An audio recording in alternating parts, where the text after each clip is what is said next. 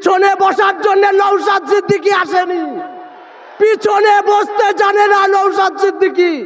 নওশাদ সিদ্দিকী যদি মনে করে আজকে পশ্চিমবঙ্গের সংখ্যালঘু অনেক মন্ত্রী এবং এমএলএ কে পায়ের তলায় বসিয়ে রেখে দিতে পারে, আজকে যখন দাঁড়িয়ে আপনারা বাড়ি থেকে বার হয়ে কলকাতা শহীদ মিনারের উদ্দেশ্যে আসছিলেন, দায়িত্ব নিয়ে বলতে পারি একজনকে ওই শব্দটা শুনতে হয়নি যে এটা চোরেদের সমাবেশ, এটা নওশাদ সিদ্দিকীর আদর্শের সমাবেশ।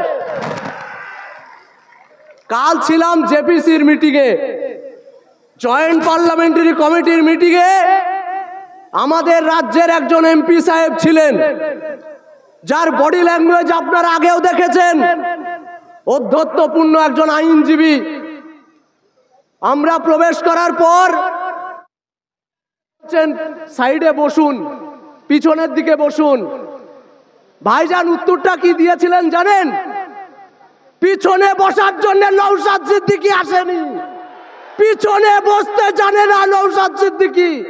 নওশাদ সিদ্দিকী যদি মনে করে আজকে পশ্চিমবঙ্গের সংখ্যালঘু অনেক মন্ত্রী এবং এমএলএ কে পায়ের তলায় বসিয়ে রেখে দিতে পারে, কিন্তু শুধুমাত্র মানুষের অধিকারের কথা বলার জন্য আজকে এই সভা মঞ্চে পর্যন্ত আসতে দেওয়ার জন্য প্রতিবন্ধকতা তৈরি করছেন। মানুষের অধিকারের কথা বলছেন নওশাদ সিদ্দিকী, গায়ে জ্বালা হচ্ছে শাসকের। নওশাদ সিদ্দিকী, আমি কালকে বলছিলাম যে একটা 31 বছরের ফুটফুটে যুবক সারা পশ্চিমবঙ্গের রাজ্য রাজনীতিকে হিলিয়ে রেখে দিয়েছে রাজ্য রাজনীতিকে। প্রতি মুহূর্তে যেই মানুষটাকে ব্লক করার চেষ্টা চলছে, সব সময় আমাদেরকে আটকে রাখার চেষ্টা চলছে, কোন রকম ভাবে যেন আমরা সভা না করতে পারি। অক্লান্ত পরিশ্রম করে এই সভাকে কালকে রাত্রি 12টা পর্যন্ত এই সভা মঞ্চে নওশাদ সিদ্দিকী ছিলেন, কিন্তু আজকে আপনার মঞ্চে ভাইজানকে দেখতে পাচ্ছেন না। আমি মনে করি ভাইজান আমাদের মনে আছে, ভাইজান আমাদের হৃদয়ে বাস করে। এখানে প্রতিটা মানুষ এক একটা নওশাদ সিদ্দিকী। কালকে বাংলার প্রান্তরে প্রান্তরে নওশাদ সিদ্দিকীর আদর্শ প্রচার করার জন্য, নওশাদ সিদ্দিকীর রাজনৈতিক দৃষ্টিভঙ্গি প্রচার করার জন্য আমরা ছড়িয়ে পড়ব বাংলায়। এই সভা থেকে আমরা শপথ নিতে চাই, ভবিষ্যতে পশ্চিমবঙ্গের রাজনীতির যে দিশা দেখিয়েছেন নওশাদ সিদ্দিকী, তা প্রতিটা মানুষ আমরা আমাদের পাড়া স্তর থেকে শুরু করে, বুথ স্তর থেকে শুরু করে অঞ্চল, ব্লক স্তর, বিধানসভা স্তর এবং সর্বোপরি লোকসভা স্তর, জেলা স্তর পর্যন্ত পৌঁছে দেওয়ার দায়িত্ব আমাদের। যে মানুষটা চাইলেই রাজনীতির আঙিনায় না এসে শুধু পারিবারিক সম্মানকে যদি কাজে লাগিয়ে আমরা প্রকৃত অর্থে যেটা বলি টাটে বসে থাকা, সেই টাটে বসে থাকতেন, তাহলে কিন্তু আজ এত গাত্র জ্বালা হতো না। কিন্তু আজ যখন তিনি বলছেন সংখ্যালঘু ওবিসি সার্টিফিকেট কেন বাতিল হলো, গায়ে জ্বালা হচ্ছে শাসকের। কারণ শাসক তো চাকরি দিতে চায় না, শাসক বসিয়ে রাখতে চায় ধর্মতলার মোড়ে। আমি নিচে আজকে দাঁড়িয়ে এখান থেকে বলছি, 200 মিটার দূরত্বে আমি বসে থেকেছি 500 দিন। কতদিন বললাম? 500 দিন। তাই আপনারাও আজকে শপথ নিয়ে যান, প্রকৃত মানুষের অধিকার বজায় করতে, অধিকার আদায় করতে যদি 500 দিন জেল খাটতে হয়, মাহিউদ্দিন মাহি খাটবে। আপনারা আছেন তো আমাদের সঙ্গে? আছেন তো নওশাদ সিদ্দিকীর আদর্শের সঙ্গে? আজও পর্যন্ত দায়িত্ব নিয়ে কোথাও বলতে পারবেন? আজকে সুকান্ত মজুমদারকে দেখুন, সুকান্ত মজুমদার বলছেন বাড়ি বাড়ি অস্ত্র রাখুন। আজ পর্যন্ত নওশাদ সিদ্দিকীর মুখ থেকে এরকম শব্দ পেয়েছেন? কেউ দায়িত্ব নিয়ে বলতে পারবেন? মিডিয়া বন্ধুদেরকে চ্যালেঞ্জ করে বলছি, একটা বক্তব্য যদি নওশাদ সিদ্দিকী শোনাতে পারেন, নওশাদ সিদ্দিকীর দায়িত্ব নিয়ে বলেছেন পলিটিক্স ছেড়ে দেবো।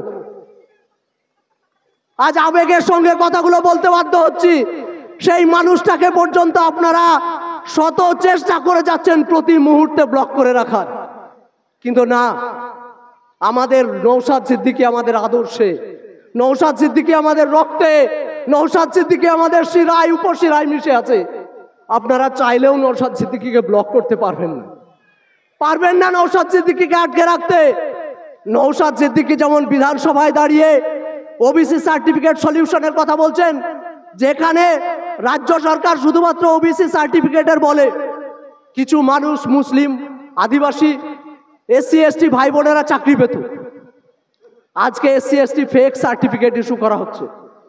আপনারা জানেন 2024 সালে 22শে ফেব্রুয়ারি ওবিসি সার্টিফিকেট ক্যান্সেল করে দেয়। আজকে 450 পশ্চিমবঙ্গে ওবিসি সার্টিফিকেটের এনসিএল সার্টিফিকেট না পাওয়ার কারণে আমার ডাক্তার ভাই বোন বন্ধুরা আজ ডাক্তারি পড়ার সুযোগ পেল না। মমতা ব্যানার্জি বলছেন নবান্নে বসে কারো কোনো অসুবিধা হতে দেব না, আর উল্টো দিকে ইনস্ট্রাকশন দিচ্ছেন অ্যাডমিনিস্ট্রেটিভকে যে এনসিএল সার্টিফিকেট দেওয়া যাবে না।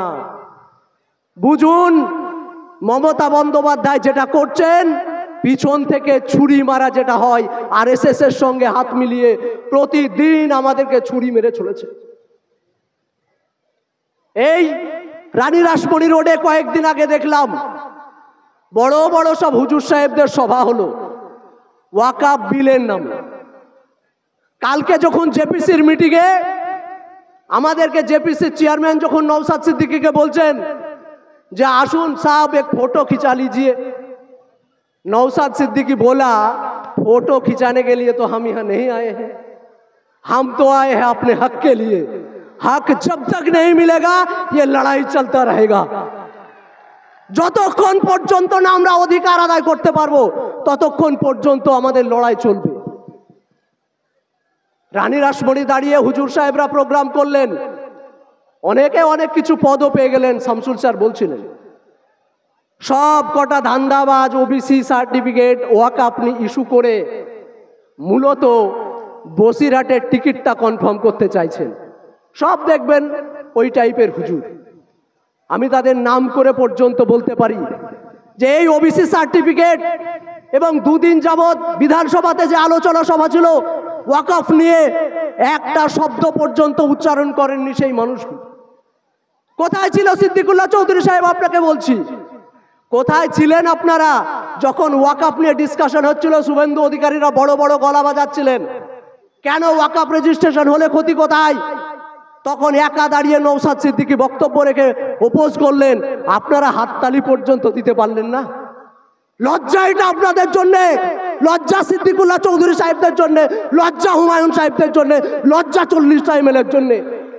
আমরা গর্ববোধ করি, আমরা গর্ববোধ করি নওশাদ সিদ্দিকীর জন্য, যে প্রতিদিন দাঁড়িয়ে নিচতলার মানুষ থেকে শুরু করে যারা খেটে খাওয়া, যারা বঞ্চিত, যারা চাকরি পায়নি, যারা ডিএ পায়নি, আদিবাসীদের জল জমি জঙ্গলের অধিকার, প্রতিটা সেক্টরের মানুষের অধিকার নিয়ে লড়াই করে যাচ্ছেন। তাই আমরা বলি ওই ব্র্যান্ডেড মানুষটার সঙ্গে, ওই ব্র্যান্ডেড রক্তের সঙ্গে আমরা সারা জীবন আছি। আপনারা আছেন তো? ওই লড়াই যতদিন থাকবে, নওশাদ সিদ্দিকী যতদিন থাকবে, আমরা এই লড়াইয়ের ময়দানে আছি। এবং লড়াইয়ের ময়দান যতক্ষণ পর্যন্ত না অধিকার আদায় করতে পারবো, এই লড়াই আমরা ছাড়ছি না। এই বার্তা দিয়ে নওশাদ সিদ্দিকী জিন্দাবাদ, আইএসএফ জিন্দাবাদ, ইনকিলাব জিন্দাবাদ।